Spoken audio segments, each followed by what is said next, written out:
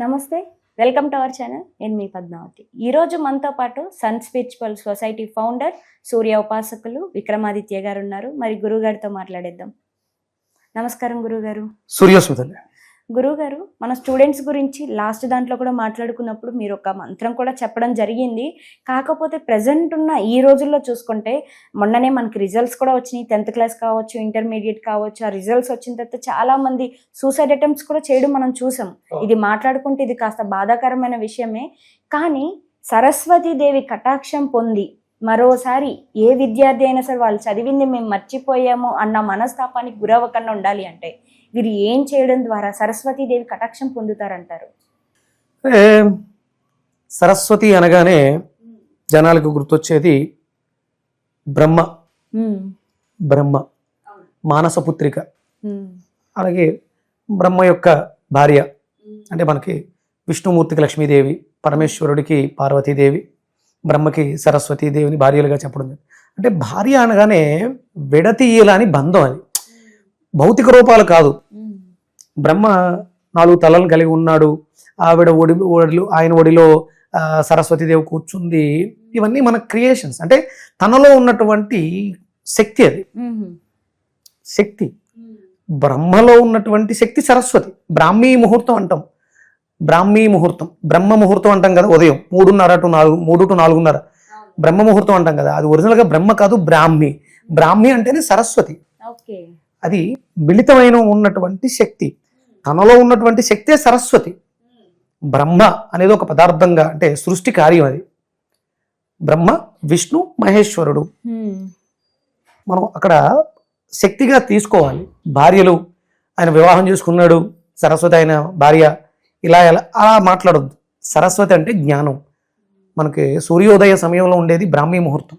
ఆ కాలమే అద్భుతమైనటువంటి జ్ఞానాన్ని ఇస్తుంది.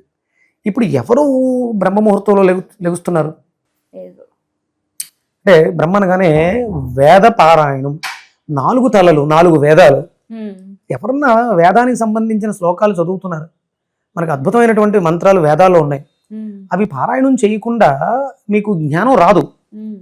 మీరు అంటే టెక్స్ట్ బుక్స్లు, ఇప్పుడు ఉన్నటువంటి పుస్తకాలకు సంబంధించిన చదివినా మీకు పెద్దగా ఏమి వచ్చేది ఉండదు. బట్టి పట్టేసి సర్టిఫికేట్లు తెచ్చేయడం. ఒక 10 సంవత్సరాల తర్వాత ఇవాళ నువ్వు రాసిన ఎగ్జామ్ తాలూకు క్వశ్చన్ అడిగితే గుర్తుండదు. కానీ వేదంలో ఉన్నటువంటి శ్లోకాలు, మంత్రాలు పఠిస్తే 10-15 సంవత్సరాల తర్వాత కూడా ఆ శ్లోకాలు నువ్వు చెప్పగలుగుతావు. జ్ఞానానికి అర్థం అదే అంటారు. అంతే. అంటే పూర్వం చదువులు జ్ఞాపకం ఉండేవి, ఇప్పుడు చదువులు కేవలం సర్టిఫికెట్ల వరకే ఉంటున్నాయి. ఏమి జ్ఞాపకం ఉండదు. ఒక థియరీ అదే, అంటే మ్యాథమెటికల్ థియరీ ఉంటుంది, అది మనం కనిపెట్టింది. అంటే వేదం నుంచి వచ్చిందే వేదిక్ మ్యాథ్స్ అని, అవి గుర్తుంటాయి ఫార్ములాస్.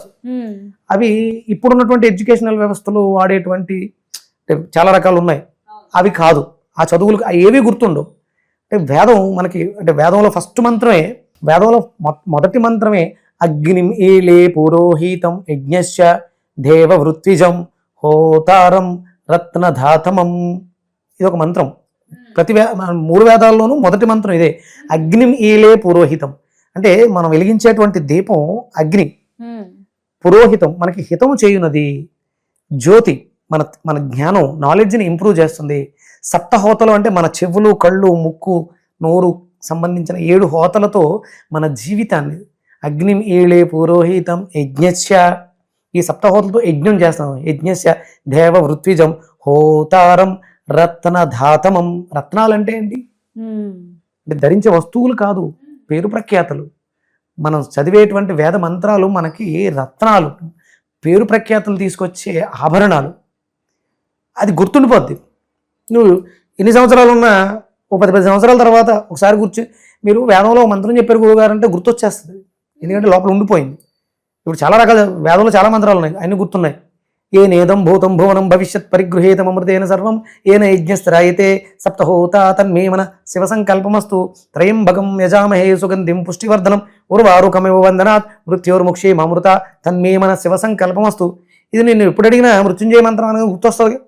ఎందుకంటే ఆ పదాల యొక్క అమరిక నీ బ్రెయిన్లో అద్భుతమైనటువంటి జ్ఞానాన్ని కేంద్రీకరిస్తుంది. గురువు గారు, నేను ఇది కూడా విన్నాను, మనం దేవాలయాలకు వెళ్ళినప్పుడు పూజారులు కావచ్చు, అక్కడ ఉన్న పంతులు కావచ్చు, మనకి ఏదైనా మంత్రోచ్చారణ చేసినప్పుడు అదే మంత్రాన్ని గుడికెళ్ళి మనం దర్శనం అయిన తర్వాత బయటకు వచ్చి కొన్నిసార్లు స్మరిస్తాం. అనుకోకుండానే మనకు వచ్చేస్తుంది ఆ మంత్రం తెలియకపోయినా కూడా. కానీ అదే విధంగా చూసుకుంటే ఒక బుక్ మనం 1 గంట చదివినా కూడా మనకు 10 నిమిషాల తర్వాత మళ్ళీ ఆలోచిస్తే మనం ఏం చదివేమా అని మళ్ళీ ఒకసారి రివైండ్ చేయాల్సి వస్తుంది. సో దానికి కూడా ఇదే డిఫరెన్స్ మనం చూసుకుంటే, ఇదే డిఫరెన్స్. అంటే మనం ఉచ్చరించే పదాలకి శక్తి లేకపోవడం వల్ల గుర్తు పెట్టుకోవాల్సిన అవసరం ఏర్పడింది, బట్టి పట్టాల్సి. ఎందుకంటే పదాలకి శక్తి ఉంది, ఒక అనుకరణ ఉంటుంది, ఒక లైన్ ఉంటుంది, ఛందస్సు, దేవత, ఋషి ఇవన్నీ దానికి ఉన్నాయి కాబట్టి అది లోపలికి వెళ్ళిన వెంటనే మస్తిష్కంలో స్థిరత్వాన్ని ఏర్పాటు చేసేసుకుంటుంది.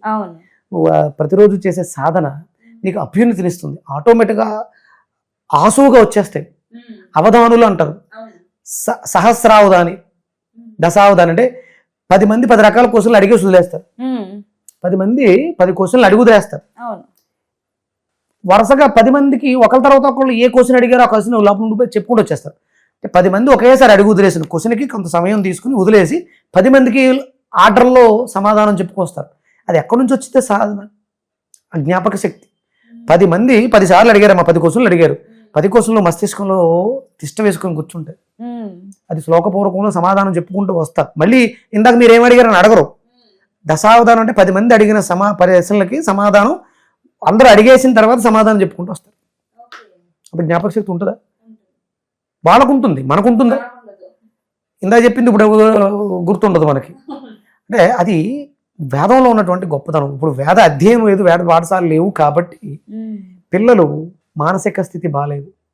ప్రతినిత్యం కూడా వేదానికి సంబంధించిన కొన్ని మంత్రాలు, అంటే ఇప్పుడు ఉన్నటువంటి స్కూల్స్లో వేదానికి సంబంధించినటువంటిది ఒక పాఠ్యాంశం పెట్టాలి. విద్యా వ్యవస్థలో పెడితే ఆ పిల్లలలో, అంటే 4th ఇయర్ 5th ఇయర్లో ఫస్ట్ 5వ సంవత్సరం స్కూల్లో జాయిన్ చేసిన వెంటనే మొదటి సంవత్సరమే సంస్కృత పదాలు నేర్పించాలి. సంస్కృతాన్ని ప్రాథమిక భాష చేసి వాళ్ళకి నేర్పించగలిగితే ఇప్పుడు మీరు చూస్తున్నటువంటి దుర్భరమైనటువంటి పరిస్థితులు, ఆత్మహత్యలు అనేవి అవుతాయి, లేకపోతే ఆగవు. మేధస్సు పెరగాలి. ఘృతం వృద్ధయేతు బుద్ధి. ప్రతి పిల్లవాడు, అంటే హాస్టల్స్లో తిండి అడ్డమైన చెత్త నూనెలు, చెత్త మసాలాలు వేసి వండుతారు. కంపల్సరీ నెయ్యి వాడాలి. ఘృతం వృద్ధయేతు బుద్ధి. నెయ్యి వాడితే బుద్ధి పెరుగుతుంది. 100%. మీరు ఏదైతే తింటున్నారో అదే మనసు అవుతుంది. మీరు మసాలాలు తిన్నప్పుడు మీ భావోద్వేగాలు మసాలాలతోనే ఉంటాయి. కారం తింటే కడుపు మంటతో ఉంటుంది. మీరు తినే పదార్థం మీ మనసు అవుతుంది. కాబట్టి విద్యా వ్యవస్థలో ఆహారానికి ప్రాధాన్యం ఇవ్వకుండా విద్యకు ప్రాధాన్యత ఇవ్వాలి. వాళ్ళ బ్రతకటానికి తినాలి అంతే. వాళ్ళకి ఆ టైప్ ఆఫ్ పదార్థాలు, ఉదయం పళ్ళు, మధ్యాహ్నం మంచి సాత్విక ఆహారం. ఇప్పుడు కంపల్సరీ మాంసాహారం హాస్టల్స్లో పెట్టకపోతే పిల్లలు జాయిన్ చేయరు వీళ్ళు తల్లిదండ్రులు. అక్కడ ఫెసిలిటీస్, ఏసీ రూమ్స్ ఉన్నాయా, ఫుడ్ బాగా పెడుతున్నారా, మెనూ ఏముంది, పిజ్జాలు బర్గర్లు ఇస్తున్నారా, ఇవన్నీ చూస్తున్నారు. వేదిక భోజనం ఉండాలి. అంటే గురువుగారు, అంటే వేదం ఆమోదించిన పదార్థం. మాంసాహారాన్ని వేదం చెప్పదు. అసలు మాంసాహారం భుజించకూడదు. మృత కళేబరాన్ని శరీరం అనుమతించదు, అది పెట్టకూడదు. గుడ్డు కూడా అంతే, అది పెట్ట. బలం కావాలి అంటే బలం బోలంత ఉందమ్మా. మాంసాహారంలోనే బలం ఉందా? మీ పిల్లలకు కావాల్సింది బలం కాదు, శారీరక దౌఢ్యం కాదు, మానసిక వికసతం, బుద్ధి మాంద్యాన్ని కలిగి ఉన్నారు. కాబట్టి పిల్లలు పరిణితి సాధించలేకపోతున్నారు. ఇప్పుడు కొంటున్నారు ర్యాంక్స్, వాళ్ళని తూముతున్నారు విపరీతంగా. దానివల్ల వాళ్ళు మానసికంగా వికలాంగులు అవుతున్నారు. వాళ్ళకి మంచి ఆహారం అంటే, పౌష్టికాహారం అంటే వెజిటేబుల్స్, వండని పదార్థాలు, పళ్ళు, ఇవి బలం. కానీ అంటే B12, ప్రోటీన్స్ ఇవన్నీ కేవలం మాంసంలోనే ఉంటాయి, ఇంకెక్కడ ఉండవా? ఆలోచించండి ఒకసారి. ప్రకృతిలో 84 లక్షల జీవరాశిలో బలమైన జీవి ఏదేమో జంతువు, బలమైన జంతువు నాకు తెలిసినంత వరకు మనకి సింహం చాలా చాలా బలమైంది. అది కొట్టిందంటే చిత్తు చేసేస్తుంది, చంపేస్తుంది, తినేస్తుంది కదా. అది మాంసాహారి అని నువ్వు అనుకున్నావు. ఏనుగు బలమైన జంతువు. కానీ ఏనుగును కూడా సింహం పరిగెత్తి వెనక నుంచి బుద్ధి బలంతో కాదు, జిమ్ముక్కలతో వెనకాల వచ్చి కొడుతుంది. కొడితే తొండంతో దెబ్బేస్తే సింహం చేస్తుంది.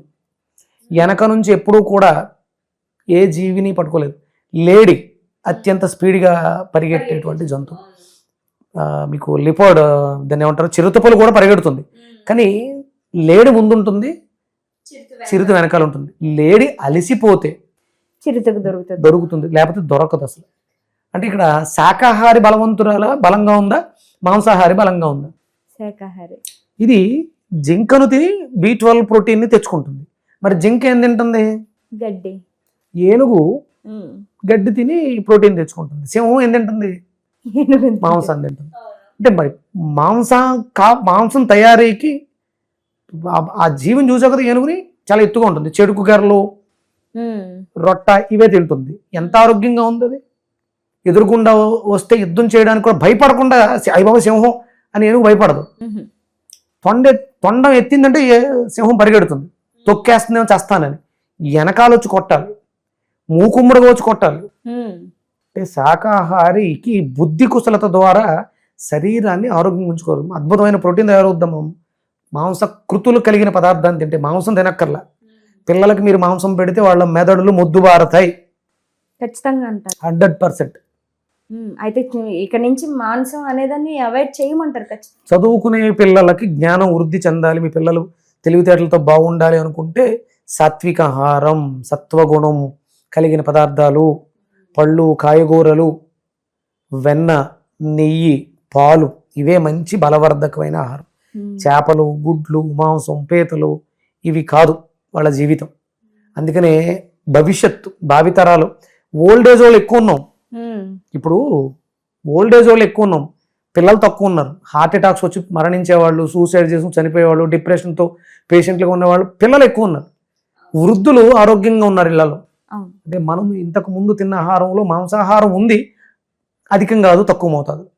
కాబట్టి సాత్విక ఆహారమే బలమైన ఆహారం, జ్ఞానానికి మంచిది. నిజంగా గురుగారు చాలా చక్కగా. పిల్లలు సూసైడ్ చేసుకోకూడదు అనుకుంటే వాళ్ళ ఆహారంలో మార్పు తీసుకుంటారు. దాంతోపాటు అద్భుతమైనటువంటి మంత్రం ఉంటుంది. స్వాదిష్టాన చక్రం సరస్వతి నిలయం అంట. ఆ మంత్రం ఉంటుంది. ఆ మంత్రాన్ని చెప్తాను. దాని ప్రతినిత్యం కూడా పిల్లలతో చదివించండి. అలాగే పొద్దుటే సూర్యోదయ పూర్వం నిద్రలేచి సూర్యుడికి ఎదురుగుండా నిలబడి చేతులు జోడించి ప్రాతరగ్నిం ప్రాతరింద్రం హవామహే ప్రాతర్మిత్ర వరుణ ప్రాతరశ్విన ప్రాతర్భగం పూషణం బ్రహ్మణస్పతిం ప్రాతః సోమామృతరుద్రం హువేమ. ఓం శాంతి శాంతి శాంతి. ప్రతిరోజు ఉదయిస్తున్నటువంటి సూర్యుడిని ఎవరైతే చూస్తారో, ఈ మంత్రాన్ని అంటారో, వాళ్ళ జీవితంలో తిరుగుండదు. జ్ఞానాన్ని ఇచ్చేది సూర్యుడు, సరస్వతి ఆయనలోనే ఉంది. అందుకని ఆ మంత్రాన్ని చదవాలి. అలాగే మన శరీరంలో 7 చక్రాలు ఉన్నాయి. నేను ఒక మంత్రంలో చెప్తాను, సప్తహోత అని. అందులో రెండవది స్వాదిష్టాన చక్రం. చదువుకి రాత గుండ్రంగా రావటానికి మీరు ఈ మంత్రాన్ని అనడానికి ముందు ఏదో 4-5 పేరాలు రాయండి. రెగ్యులర్గా ఈ మంత్రాన్ని ఒక 108 సార్లు పారాయణం చేసి మళ్ళీ రాయండి.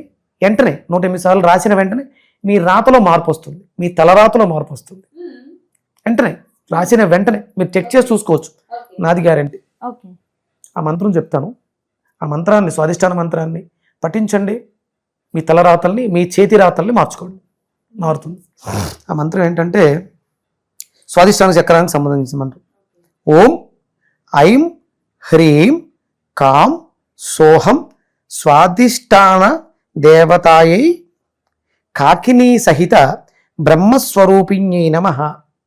మంత్రం ఓం ఐం హ్రీం కాం సోహం స్వాదిష్టాన దేవతాయై కాకినీ సహిత బ్రహ్మస్వరూపిణ్యై నమః. అంటే బ్రహ్మ అంటే మన తలరాత, బ్రాహ్మి. బ్రహ్మస్వరూపిణి రూపంలో స్వాదిష్టాన చక్రంలో ఉంది ఆవిడ.